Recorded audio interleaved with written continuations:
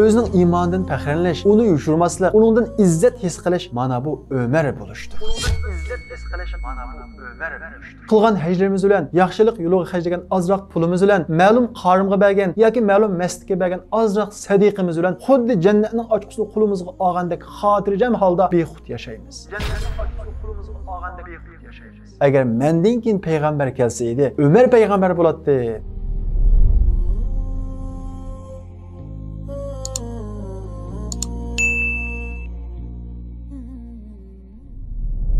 Biz bugün onun İslamni qabul qilishi mazlum musulmonlarga umid va jasorat bag'ishlagan, u mangan ko'chidan shaytonlarni qo'rqib mangolmaydigan jasoratlik, qo'rqmas sodiga, shundaqla diplomat to'g'ri yo'lda mangan 4 xalifaning ikkinchisi, shundaqla payg'ambarimiz Muhammad alayhissalom jannat bilan xush bishorat bergan 10 sahobaning biri, xalqining xotirjamligi uchun kechalarini bidar o'tkazadigan davlat arbobi payg'ambarimiz Muhammad alayhissalom agar mendan keyin payg'ambar kelsa edi, u payg'ambar bo'ladi deb sifatlagan farosat sohibi buyuk sahoba adalet namunasi Hazreti Ömer ibn Xattob bilan tanishib chiqamiz. Hazreti Ömer ibn Xattob payg'ambarimiz Muhammad alayhissalomdan 13 yosh kichik bo'lib, balliq davri boshqa arab yoshlariga o'xshash qo'y beqish va podachilik bilan o'tadi. Qur'onga yetgandan keyin tijorat bilan shug'ullanadi. Uning ish bajarishdagi keskinligi va munosabatlardagi talanti asta-asta namoyon bo'lgandan keyin Makka arablari uni boshqa arab qabilalariga avatadigan bosh elchisi qilib tayinlaydi. Ömer ibn Xattob Makkadagi o'qish va yozishni biladigan sanoqli kishilarning birisi bo'lib qolmay, Makkadagi yoshlar orasidagi boy bastına ait kilişken ve gövdelik, karam, korkmaz serkilerinin biri idi. Onun mizazi ait ittik ve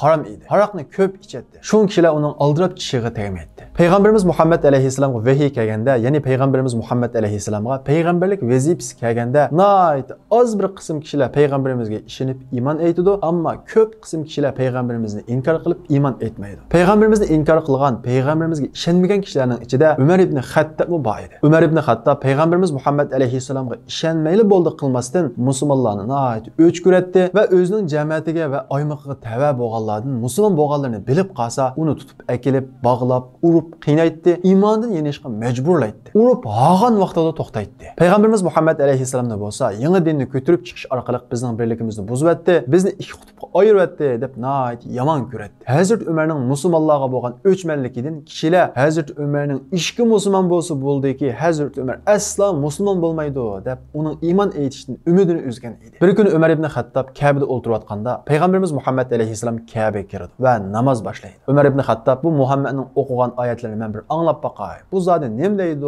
deb Kabe'nin yeni bir tarafı için yupuqning keyniga yushurnib Peygamberimiz Muhammed aleyhisselamga yaqinlashdi. Peygamberimiz Muhammed aleyhisselamning okugan ayetleri onunga ta'sir qiladi. O ayetning o'ziga ta'sir qilganligiga qarab Muhammed usti bir shoirga, she'r odamga shunday ta'sir qiladi. O bir shoirga degan xiyol kallasiga kelgan vaqtda Peygamberimiz Muhammed aleyhisselam ve ma huwa bi qawli şair qalilan ma tu'minun. Muhammed'ning o'qig'ini, Muhammed'ning elib kelgani shoirning so'zi emas. Sizlar nayt az iman aytsizlar, sizlardan nayt az kishilar iman aytadi degan bu oyatni o'qiydi. Peygamberimiz Muhammed aleyhisselam o'qigan bu oyati Ömerning xiyoliga kelgan savolning javobi bo'ladi. Ömer hayron qoladi. To'xta, undaqda Muhammed usti bir sehigar o'xshaydi degan xiyol uning ko'ngliga keladi. Bu xiyol kelishi bilan birga Peygamberimiz Muhammed aleyhisselam oyatning davomini o'qiydi. Va ma huwa bi qawli kahin. Muhammedning elib kelgan so'zi, o'qigan oyati kahinning, ya'ni sehigarning so'zi emas. Qalilan ma tadhakkarun, tanzilun min robbil alamin. Sizlar nayt az nasihat olasizlar. U Muhammedning elib kelgani, o'qigan oyatlari bo'lsa, olamlarning Robbi, olamlarning ilahi tarafından tushgan so'zdir, Allohning kalamidir degan bu oyat Hazrat Umarning xiyoliga kelgan ikkinchi savolning javobi bo'ladi. Hazrat Umar hayrondan o'rnidan turib ketdi. Acaba mening ko'nglimga qanday bir savol kelsa, uning javobini o'qidi-ya, xuddi meni ko'rib turgandek deb Umar o'ylashga tushdi. Bu ishdan keyin Umar o'z ichida da'talash ichida yashaydi. Acaba mening e'tiqod qilayotgan dinim xatomidi, to'g'rimidi? Acaba bu butlar zodi bizni o'tdan saqlay oladimi? Zodi bizga foyda ziyon yetkazay oladimi? Bular haqiqiy ilohmidi yoki Muhammad haqiqiy Allohning oxiri payg'ambarmidi? Uning e'tiqodlari Allohning so'zimidi degan da'talash uning zihnini qoplaydi. Lekin Umar ibn Xattob iymon etmay, musulmonlarga qo'ldan kelishcha ziyonkashlikni davomlashtirib beradi. Payg'ambarimiz Muhammad alayhissalom bo'lsa, islom da'vosini davomlashtiradi. Shunday qilib Makka jamiyatida ikki qutb shakllanadi. Birisi Payg'ambarimiz Muhammad alayhissalom va uningga ergashgan kishilar. Bularning soni nihoyat az. Yana birisi bo'lsa Makkaning kattaboshlari, oqsoqollari, mansabdorlari. Bular Payg'ambarimiz Muhammad alayhissalom qarshi turganlar va inkor qilganlar. Bular ko'p sonliqni egallaydi. Lekin Payg'ambarimiz Muhammad alayhissalom tarafdagilarning soni az bo'lsa-mu, ular kundan kunga ko'payib o'tadi. Jamiyatning bu xil ikki qutbga ayrilishi Umar ibn Xattobni nihoyat bearam qiladi. U oxiri to'xta. Men jamiyatimning birligini saqlab qolmasam bo'lmaydi. Men Muhammadni o'ltirib o'tib, bu ishni yug'ishtirib o'tay deb niyat qilib, qilichini esib payg'ambarimiz Muhammad alayhisalomni o'ltirish uchun payg'ambarimiz Muhammad alayhisalomning uyiga qarab bordi. Nuaym ismli bir sahoba Hazrat Umarni ko'rib, uning abdidan bir shumliqni his qiladi va uningdan "Ey Umar, nega mangding?" deb so'raydi. Umar ibn Xattob bizning ilohlarimizga til tekkizgan, bizni bo'lib o'tgan Muhammadni o'ltirib o'tish uchun mangdim deydi. Nuaym bu gapni anglab cho'chib ketadi. Nuaym musulmon bo'lgan bo'lsa-mu, o'zining iymonini maxfiy tutgan sahobalarning biri edi. U qanday qilsam Umarni bu yo'ldan qaytira olayman degan haqida jiddiy o'yladi. Ondan keyin Umarga "Ey Umar, sen Muhammadni o'ltirasang, Hoshim jamiyati seni saqlayamı? Ya'ni Muhammadning urug' tuqqanlari seni saqlayamı?" deydi. Lekin Umar ibn Xattob bu gapga parvo qilmaydi. Nuaym yana jiddiy o'ylash orqali "Ey Umar, sen Muhammadni o'ltirman deguncha avval o'zingning oilasiga bir igi chiqa" deydi. Bu gap Umar ibn Xattobning nervisiga tegadi va darhol yugurib kelib, Nuaymning yoqasini elib, "Ayta, men oilamga qanday igi chiqmabdimi? Mening oilamda nima ish bo'pti?" deydi. Nuaym, "Sening singling Fatima va yo'ldoshi Said ibn Zayd musulmon bo'pti, Muhammadning diniga kiribdi" deydi. Umar ibn Xattob bu gapni anglab, nihoyat g'azablanadi. Umar ibn Xattobning singlisi Fatima va yo'ldoshi Said ibn Zayd payg'ambarimiz Muhammad alayhisalomga iymon aytib, iymonni maxfiy tutgan edi. Umar ibn Xattob singlisini nihoyat ching tutqachqa, paylab yurgachga payg'ambarimiz Muhammad alayhisalom Umar ibn Xattobning singlisi va yo'ldishini "Sizlar Darul Arqamga kelmanglar, uyinglarda o'ltiringlar, men sizlarga birisini avatima, yengida tushgan oyatlarni sizlarga o'qib beradi" deb urlashtirgan edi. Umar ibn Xattob singlisining musulmon bo'lganligini anglab, darhol payg'ambarimiz Muhammad alayhisalomning uyiga mengishni yenib, singlisi Fatimaning uyiga mengdi. Bu vaqtda payg'ambarimiz Muhammad alayhisalom Habbobni yengida tushgan oyatlarni o'qib berish uchun Umar ibn Xattobning singlisining uyiga avatgan edi. Ya'ni Habbob Fatimaning uyida bor edi. Umarning qo'pol dastigan oyoq tevishlaridan Fatima bint Xattob akisining kelganligini his qilib, darhol Qur'on varaqlarining hammasini tiqib o'tdi va Habbobni ichidagi uyga yushirib qo'ydi. Umar nihoyat qo'pollik bilan eshikni qoqdi. Umar uyga udul kirib, "Boy o'qiyotganinglar nima? Men ko'rstinglar, nima o'qiyapsizlar? Men sizlarni Muhammadning diniga kiribdi deb anladim. Bu rostmi?" deydi. Kuyog'li Said ibn Zayd, "Ey Umar, agar haqiqat to'g'ri yo'l, sen hozir e'tiqod qilayotgan dinining boshqasida bo'lib qolsa qanday qilasan? Buni o'ylab boqdingmi?" deydi. Umar ibn Xattob kuyog'ining bu gapini anglagandan keyin uning yoqasini elib, uni gushib urushga boshlaydi. Singlisi Fatima yo'ldishini qo'g'dash uchun Umarning oldiga kelib oladi. Umar nihoyat ochiq bilan singlisining yuziga birini uradi. Singlisining ig'iz burnidan qon eqishga boshlaydi. Said ibn Zayd o'rnidan dasturib, "Biz musulmon bo'ldik, qanday qila olayting? Gaping bormi?" deydi. Umar ibn Xattobning oldida hech kim bunday jasorat bilan vaqirib gap qilib boqmagan edi. Yosh, yumshoq, muloyim kuyovning nihoyat qo'rqmaslik bilan jasorat bilan bunday o'zini e'lon qilishi Umar ibn Xattobni hayron qoldirdi va o'zini kuchli sanaydigan Umar ibn Xattobni o'zini nihoyat ojiz his qildirdi. Umar ibn Xattob singlisining yuzidagi qonni ko'rib, uningga bo'lgan hisdoshligi va mehribonlikqa tutdi va asta o'ziga kelib, "Boy o'qiyotgan qog'ozinglarni chiqaringlar. Men bir o'qib boqay" deydi. Fatima bint Xattob, "Sen degan bitahorat. Buni o'qish uchun oldin tahorat olishing kerak" deydi. Umar ibn Xattob yandagi uyga kirib tahorat olib chiqadi. Fatima bint Xattob tiqib qo'ygan yeridan Qur'on oyatlari yozilgan varaqni asta olib beradi. Umar ibn Xattob varaqni olib o'qishga boshlaydi. "Taha ma anzalna alaykal Qur'ana litashqa." Ey Muhammad, biz sana bu Qur'onni seni baxtsiz qilish uchun, seni qiynash uchun tushirmadik degan yeridan boshlab, toki "Innani analloh la ilaha illa ana fa'budni va aqimis salata li zikri." Allohdan boshqa iloh yo'q, menga ibodat qilinglar. Men haqiqiy iloh, meni zikr qilish uchun namoz o'qinglar degan bu kelgan vaqtida bu oyatlar Umarga ta'sir qiladi. Va Umar, "Bu nima degan go'zal so'zlar" deydi. Mukivagan yerida bo'lgan ishlarni anglab turgan Habbob asta chiqdi. Habbobni ko'rib, "Sen bomitding" deydi. Habbob Umar ibn Xattobga, "Ey Umar, men Rasulullohning son qilgan duosining ijobat bo'lishini orzu qilaman, umid qilaman" deydi. Umar ibn Xattob hayron qilib, "Muhammad menga duo qildimi? Nima deb duo qildi?" deydi. Habbob, "Ha, payg'ambarimiz Muhammad alayhisalom chorshanba kuni kech qo'lini ko'tarib, ey Alloh, Umar ibn Xattob va yoki Abu Jahl ikkisining birisini hidoyat qilish orqali islomni aziz qilgin deb duo qildi" deydi. Umar ibn Xattob bu gapni anglagandan keyin, "Meni darhol Muhammadning qishig'iga boshlab bor" deydi. Habbob Umar ibn Xattobni Darul Arqamga boshlab keladi. Ya'ni payg'ambarimiz Muhammad alayhisalom sahobalar bilan maxfiy to'plashadigan joyga boshlab keladi. Umar ibn Xattob Darul Arqamning eshigini chekadi. Sahobalardan birisi eshikning yuchuqidan qarab, Umar ibn Xattobning kelganligini ko'rib, cho'chib ketadi va sahobalarga "Umar ibn Xattob kelibdi" deydi. Sahobalarning bir qismi "Eshikni ochmayli" deydi. Yana bir qismi "Ochayli" deydi. Texi musulmon bo'lib 3 kun bo'lgan Batur sahoba payg'ambarimiz Muhammad alayhisalomning tag'isi Hamza ibn Abdul Muttalib, "Nimadan qo'rqamiz? Eshikni ochinglar. Agar yaxshi niyatda kelgan bo'lsa, uni qarshi olamiz. Yomon niyatda kelgan bo'lsa, uni o'zining qilichidan uzitib qo'ymaymiz. Qo'rqmanglar, eshikni ochinglar" deydi. Bu vaqtda payg'ambarimiz Muhammad alayhissalom ichkiridagi uyda bo'lib, vahiy tushayotgan edi. Payg'ambarimiz Muhammad alayhissalom ichidan chiqib, eshikni ochinglar dedi. Sahobalar eshikni ochadi. Umar ibn Xattob eshikdan kirdi. Payg'ambarimiz Muhammad alayhissalom Umar ibn Xattobning oldiga borib, uning yoqasidan tutib, "Ey Umar, Alloh seni rasvo qilmoqchi, bu yomon paylandan yanmaydigan o'xshamamsa, bu ozg'un itqodingdan yanmaydigan o'xshamamsa, qachongacha bu ozg'unlikda yashaysa, ey Alloh, mana bu Umar, uningga hidoyat qilgin" deb Umarning yoqasini qo'yib o'tmay, silkib payg'ambarimiz Muhammad alayhissalom Allohga yolvorib duo qildi. Shu vaqtda Hazrat Umar, "La ilaha illalloh, Muhammadur Rasululloh, Allohdan boshqa iloh yo'q, Muhammad Allohning elchisi" deb shahodat aytib musulmon bo'ldi. Darul Arqamdagi sahobalar hayojonda bosolmay, "Allohu akbar" takbir sadosi yangradi. Darul Arqamdan chiqqan takbir sadosini Kabening atrofida to'plashib o'tirayotgan mushriklarning cho'nglari anglaydi. Shuning bilan payg'ambarimiz Muhammad alayhissalom maxfiy to'plashadigan Darul Arqam oshkor bo'lib qoladi. Lekin sahobalar qo'rqmaydi. Chunki Makkadagi eng botir kishilardan Hamza ibn Abdul Muttalib va Umar ibn Xattob musulmon bo'lgan edi. Endi maxfiy yushurin to'plashning hojati qolmagan edi. Umar ibn Xattob musulmon bo'lgandan keyin Darul Arqamdagi sahobalarni ikki safga tizdi. Bir safning beshida Umar ibn Xattob, yana bir safning beshida Hamza ibn Abdul Muttalib boshilib Kabe'ga oshkor to'plashib kirib namoz o'qiydi. Bu musulmonlarning tunji qatim Kabe'ga oshkor kirib namoz qilishi edi. Shon sahobalar, biz Umar musulmon bo'lmoqchilik Kabe'da oshkor namoz o'qiy olmaydik.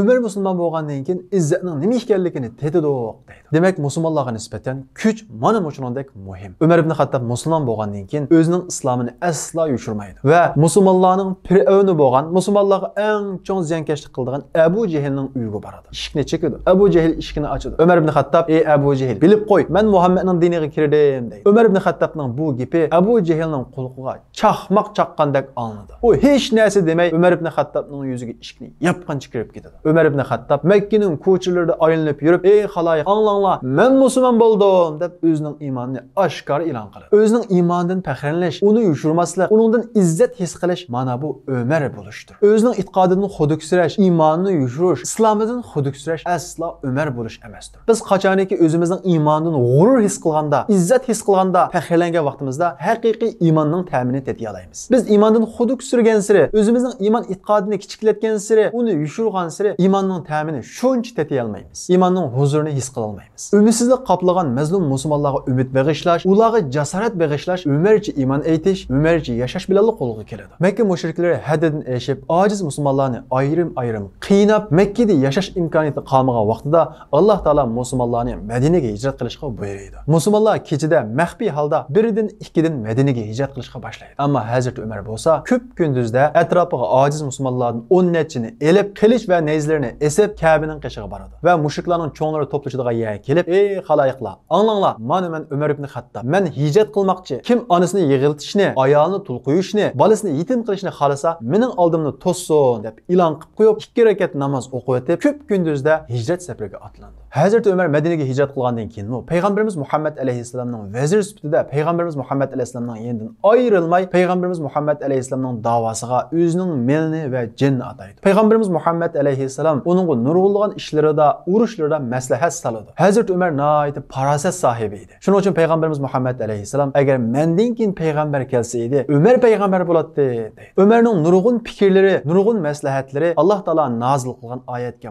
mos holda kelgan. Hazrat Umar qo'rqmas, jasoratlik va farosatlik bo'libli qolmay, qalbi Allohga kelganda nihoyat yumshoq edi. Allohdan qo'rqatdi, nihoyat zohid edi. Allohdan qo'rqib ko'p yig'ilganlikdan ko'zining ostida yoshning izidan shakllangan siziqchi bor edi. Hatto Alloh taoloning "Inna azabi robbika lawaqi' ma lahu min dafi'" Robbingning azobi chuqum keladi, uni hech kim to'siy olmaydi degan bu oyat nozil bo'lgan vaqtida Hazrat Umar tugusdan yiqilib 1 oy urun tutib yetib qolgan. Ya'ni Allohning azobidan Hazrat Umar shunchalik qo'rqatdi. O'zining qo'rqmasligi, jasorati, badani jamiyatga o'rniga qarab aslo cho'ngchilik qilmaydi. O'zini Allohning oldida nihoyat kichik, arzimas qaraydi va nihoyat kamtar edi. U ana shunda qo'rqmasligi, jasorati bilan payg'ambarimiz Muhammad alayhissalom qatnashgan jihatlarning hammasiga qatnashdi va jihatda hech kim ko'rsatmagan fidokorlikning hammasini ko'rsatdi. Hazrat Umar nihoyat o'tkir fikrlik, vaziyatni yaxshi kuzatoladigan, muhim ishlarni, muhim xalqlik paytlarni yaxshi bilalaydigan kishi edi. Payg'ambarimiz Muhammad alayhissalomning vafotidan keyin payg'ambarimizning o'rniga kim o'rinbosar bo'ladi degan bu masalada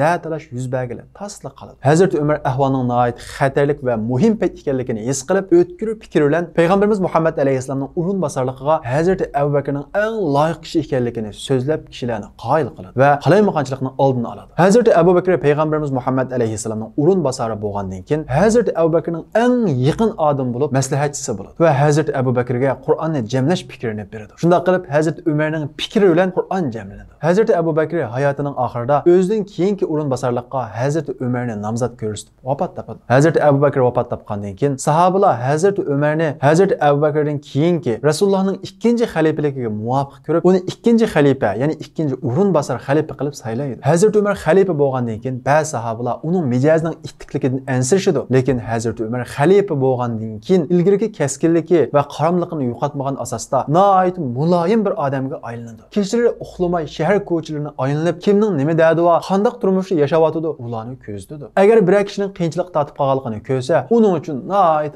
azoblanadi, uning masalasini hal qiladi. Hazrati Umarning xalifalik davri uzun bo'lg'achqa, ya'ni taxminan 10 yil atrofida davomlashgachqa, uning davrida bir musulmon rahbarning qanday bo'lganligi nihoyat gavdalik namoyon bo'ladi. Haqiqiy islomga uyg'un rahbar ulgusi izlaganlarga Hazrati Umarning hayoti eng yaxshi namuna bo'la oladi. Hazrati Umar butun islom ummatining rahbari bo'lsa-mu, turmushi boshqa xalqlardan qilcha farqlanmaydi. Bir kuni Madinaga Yamandan nurg'unlagan hadiyalik raxtlar keladi. Hazrati Umar bu raxtlarni butun Madina aholisiga o'xshash shaklda taqsimlab berishga buyurdi. Shu qatorida Hazrati Umar va o'g'ligimi taqsimlangan raxt tegadi. Hazrati Umar o'ziga taqsimlangan raxtda o'zi uchun bir to'n tiktirib kiydi va ertasi munbarga chiqib musulmonlarga xutba o'qiydi va musulmonlarni Alloh va uning elchisiga va musulmon rahbarlarga itoat qilish haqida ularga xutba so'zlaydi. Ammo jamoat orasidan bir odam o'rnidan turib, "Ey Umar, sana biz itoat qilmaymiz" deydi. Umar ibn Xattob nihoyat temkinlik bilan "Nima uchun itoat qilmaysan?" deydi. U kishi "Bizga Yamandan kelgan raxtlarning hammasi o'xshash taqsimlangan. Sen bir bo'y bastalik odam. U taqsimlangan raxtda sana bu to'n putib chiqmaydi. Sen bu kelgan to'ningni nereden topding?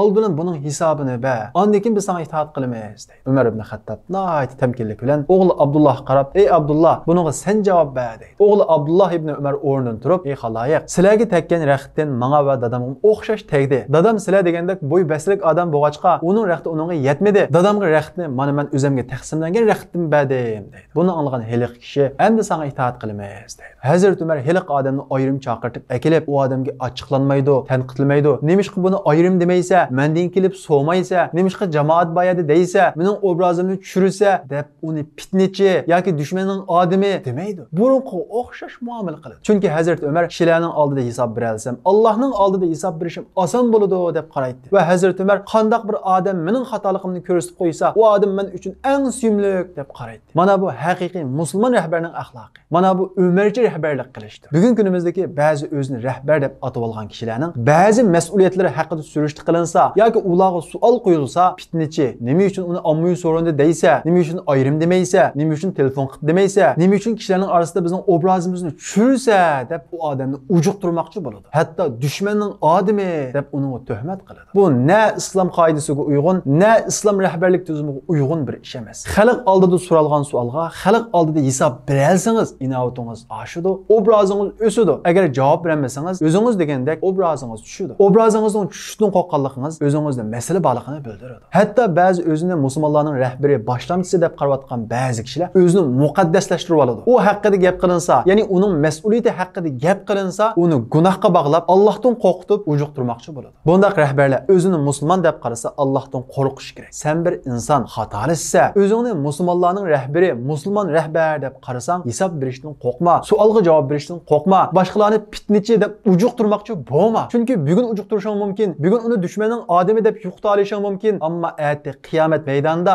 mahshar oldida, ya'ni shu butun xalqlar boyada Allohga hisob bersa. Chunki Alloh taolo qiyomat kuni sendan ayrim hisob so'maydi. Butun kishilar boyada hisob oladi. Bugun rasvo bo'lsang, oz rasvo bo'lsa, qiyomat kuni rasvo bo'lsang, butun xaloyiqlar oldida rasvo bo'lsa. Shuning uchun xalq oldida o'zini bir musulmon rahbar deb qaragan kishi aslo savoldan qochmaslik kerak. Savol so'g'allarni ujuqtirmaslik kerak. Qanday bir rahbar xalqning savolidan, xalqning hisob so'rashidan qo'rqadi ekan, uningda masala bor deganlik. Hazreti Ömer Peygamberimiz Muhammed Aleyhisselam'ın o'quvchisi va ikkinchi xalifasi bo'lishiga qaramay har vaqt o'zining xatolashib qilish ehtimoli borligini e'tirof qiladi. Shuning uchun o'ziga doim o'zining kichik bo'lsa-mu olim sahaba Abdullah ibn Abbosni hamroh qilib oladi. Xatolasa meni tuzat deydi. Bir kuni Hazreti Ömer ayollarning to'yligiga chaq qo'yish fikrini o'tirib qo'ydi. Ayol jamoat orasidan birisi o'rnidan turib, "Ey Ömer, Alloh taolo Qur'on Karimda ayollarga to'yliq uchun ko'p mol bergan bo'lsanglarmi, uni qaytirib olmanglar" degan. Ya'ni Alloh taolo ko'p mol bergan bo'lsanglarmi degan. Bu ish qarta Alloh taolomi chaq qo'ymagan, Allohning payg'ambarimi chaq qo'ymagan. Sen bu ishga chaq qo'ymoqchi bo'lsan deydi. Mushu vaqtda Hazreti Ömer asobat imro'a va axta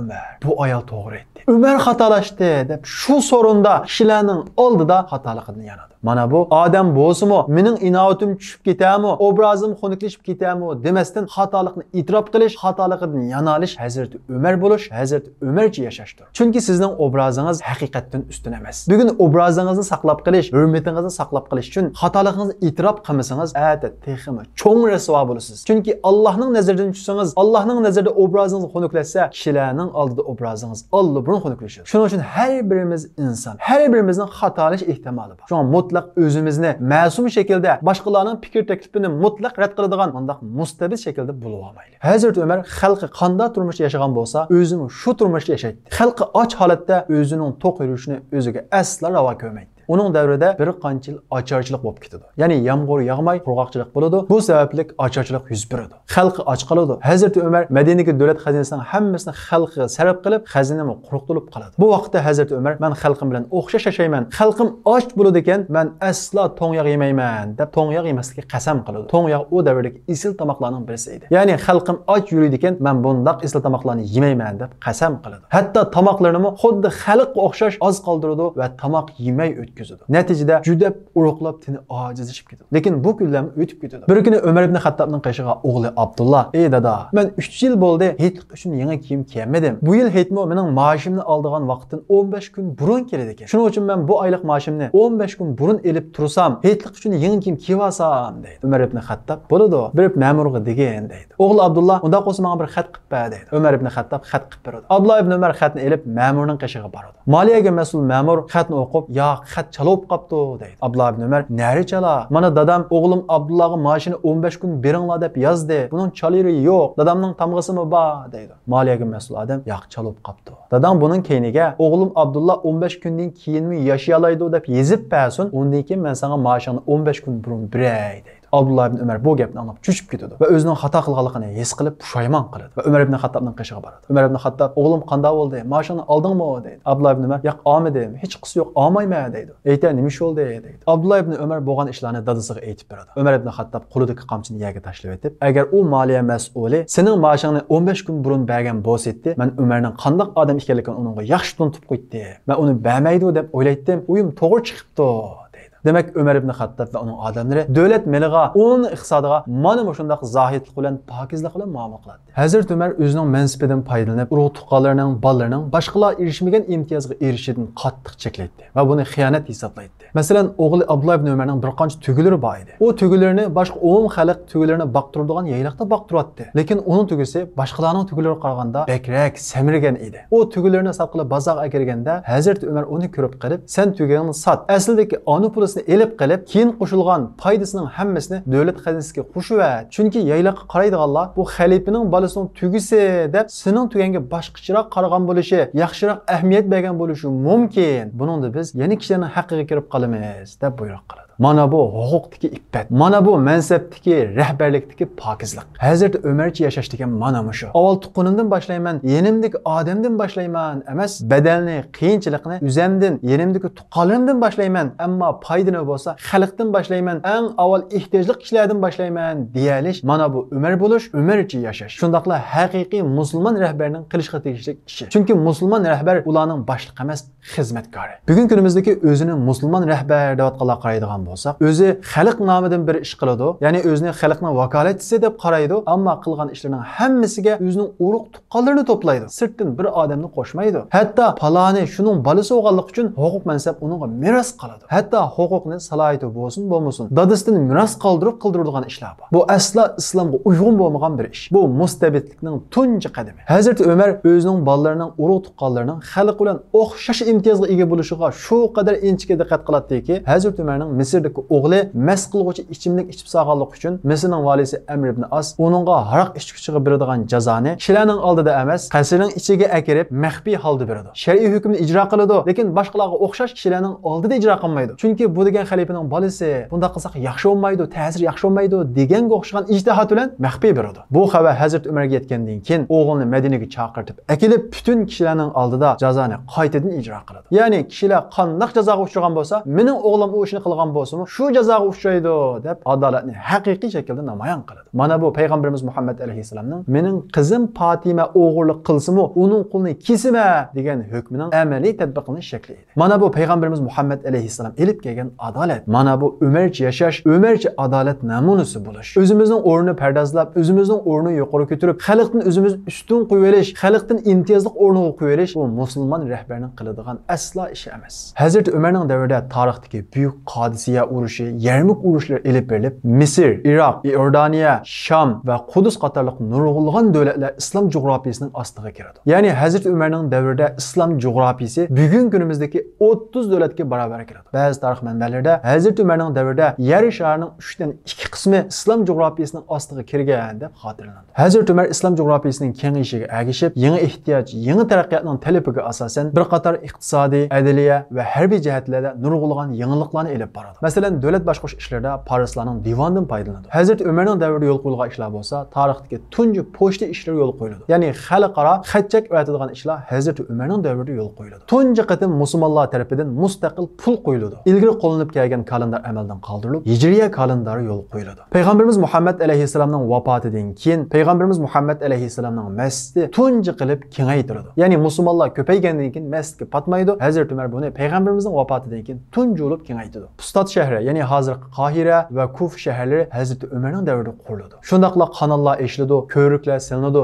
yo'l xizmatiga alohida ahamiyat beriladi. Yoshlarni majburiy askarlikka tizimlash tuzumi yo'l qo'yiladi. Shahidlarning oila tavobatlariga davlat xazinasidan maxsus xarajat ayrilib, ularga alohida ko'ngil bo'ladigan bir tuzum yo'l qo'yildi. Shundaqla ma'rifga alohida ko'ngil beriladi. Hazrat Umarning davrida Qur'on yodlab bo'lganlarga moddiy mukofot bekitiladi. Hazrat Umarning davrida islom jug'rafiyasi nihoyat shiddat bilan kengayganligi tufayli chin ko'nglidan islomga mayilib kirganlarmi bo'ladi, lekin shu jamiyatning ta'siriga ergishib musulmon bo'lganlarmi bo'ladi. Albatta, uning ichida sirtqi jihatdan musulmon bo'lgan, qalbidan musulmon bo'lmagan munofiqlarmi bo'ladi. Bo'libmi farislar ichida nurg'un kishilar o'zining imperatorligining yiqilganligiga ichida nihoyat ochiq bo'lib, tashqi qiyofatdan musulmon bo'lgan bo'ladi, ammo ichida bo'lsa islomga va xalifalikka nihoyat o'chmanlik saqlaydi. Shularning ichidan Abu Lu'lu Majusi degan farislik. Bu kishi sirtqi jihatdan musulmon bo'lib, ichki jihatda o'zining nifoqini yushiradi. Bu kishi nihoyat usta hunarvan bo'lib, Kufa valisi Mughiraning qishida ishlaydi. U bir muddat ishlab, valining ishonchisiga erishgandan keyin valiga yolvorib, "Men Madinaga borib, xalifaning qishida xizmat qilsam" deydi. Vali Mughira Hazrat Umardan ruxsat so'rgandan keyin uni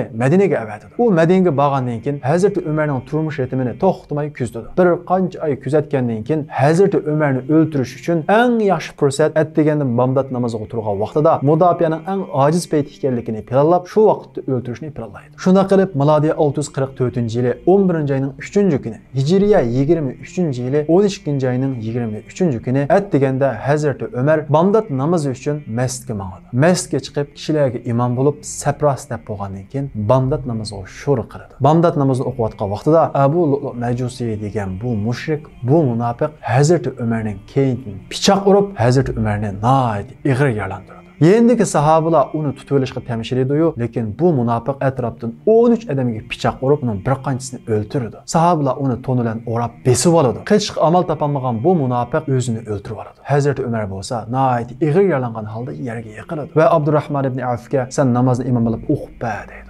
Sahabalar Hazrat Umarni yerdar holda ko'tarib uyiga elib kiradi. Hazrat Umar bo'lsa nihoyat ig'ir yaralangan edi. Uning yarasi kundan kunga ig'irlashdi-da, Hazrat Umar oxiri o'zi orzu qilgan shahodatga yetadiganligini his qildi va o'g'lini chaqirtib, butun qarzlarining hammasini to'lashga buyurdi. Hamda payg'ambarimiz Muhammad alayhisalomning ayoli Hazrat Oishaga odam avatib, o'ziga payg'ambarimiz Muhammad alayhisalom va Hazrat Abu Bakrning qishidan o'rin berishni ruxsat so'raydi. Chunki payg'ambarimiz Muhammad alayhisalomning qabrisi va Hazrat Abu Bakrning qabrisi Hazrat Oishaning hujrasining ichida edi. Hazreti Ömermi ularning qishidan o'rin olishni xohlaydi. Hazreti Aisha qo'shiladi. Shunda qilib Hazreti Ömerning yarasi kundan kunga eg'irlashga boshlaydi. U oxirgi nafaslarni elayotganda o'g'li Abdullah ibn Umar uning beshini putining ustiga qo'yadi. Umar ibn Xattob mening beshimni yerga qo'y deydi. Abdullah ibn Umar dada yer bilan mening putim o'xshashqo, beshingni og'irmasin dedim deydi. Umar ibn Xattob yo'q mening beshimni yerga qo'y, tufida qo'y deydi. Hazreti Umar takrar buyruq qilgandan keyin Abdullah ibn Umar dadasining beshini yerga qo'ydi. Hazreti Umar Alloh menga rahim qilmasa, mening holim g'avoy. Alloh menga rahim qilmasa, Alloh meni afv qilmasa, Alloh meni o'z fazliga olmasa, mening holim g'avoy. Oxirgi hayotimni mana shunda xor holatda beshimni tuproq ustiga qo'ygan holatda jon uzishni orzu qildim. Shuning uchun beshimni yerga qo'y dedim. Alloh taolo mening bu xor holat yotganimni ko'rib, menga rahim qilg'ay, meni o'z fazliga olg'ay. Men buni umid qildim deydi. Hazreti Umar Rasululloh qatnashgan bütün jihatlarga qatnashgan, ismi bilan jannat bilan bishorat berilgan, islom jug'rofiyasini nihoyat zo'r darajada kengaytgan bu shundoq yaxshiliklarning hammasini qilib turib, Alloh menga rahim qilmasa, mening holimga voy deb o'zini Allohning oldida nihoyat xor o'rniga qo'yganligidan biz numus qilishimiz kerak. Jannat bilan bishorat berilgan bo'lishiga qaramay, xuddi keynidan jahannam qo'lgandek Alloh oldida o'zini xor, o'zini kichik, o'zining qilgan amallarini kichik, bu shundoq kamtar bo'lgan Umarning oldida bizning qilgan amallarimiz nima? Xuddi biz jannat bilan bishorat berilgandek nihoyat xotirjam, g'aflatda oxirat hayotimizni qilcha ansirmaymiz. Qilgan hajrimiz bilan, yaxshilik yo'liga hajlagan ozroq pulimiz bilan, ma'lum qarimga bergan yoki ma'lum masjidga bergan ozroq sadiqimiz bilan xuddi jannatning ochqisini qo'limizga olgandek xotirjam holda bexud yashaymiz. Bizning qilgan bu ishimiz oldida Hazreti Umarning qilgan ishi nada? Shundoq turib, yana Alloh menga rahim qilmasa, mening holimga